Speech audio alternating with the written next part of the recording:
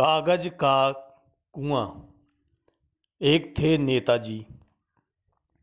एक दिन उनके मन में गांव की सेवा का विचार आया। अतएव उन्होंने शुभ घड़ी शुभ मुहूर्त में सभा बुलाई और कहा, भाइयों, मेरी इच्छा है कि मेरे हाथों से आप लोगों की कुछ सेवा हो जाए। इस गांव में पीने के पानी की बहुत तकलीफ है। अतएव मेरा विचार है कि यहाँ पर एक सार्वजनिक कुआं खुदवा दिया जाए। सुनते ही लोग खुश हुए, बोले, इससे अच्छी बात और क्या हो सकती है। कहते हैं शुभ कार्य में देरी नहीं करनी चाहिए। अतः तुरंत ही पंचायत की बैठक बुलाई गई। सार्वजनिक कुआं खुदवाने का प्रस्ताव पास किया गया। कुएं की जगह निश्चित की गई।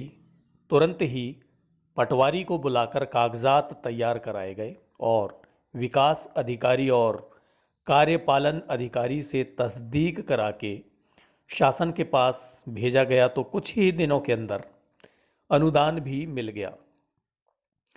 समय बढ़ता गया और क्यू में खड़े आदमी की तरह जब सामने खड़ा विधायक मंत्री बना तो पीछे खड़ा नेता विधायक बन गया। अपने क्षेत्र के दौरे के पश्चात जब मंत्री जी राजधानी पहुंचे तो उन्हें उस गांव से एक दरख्वास्त मिली। उसमें लिखा था, हमारे गांव में पीने के पानी की अत्यंत कमी है। हमने इस संबंध में आवश्यक कागजात तैयार कर शासन को भेजे थे, लेकिन अभी तक कोई कार्यवाही नहीं हुई।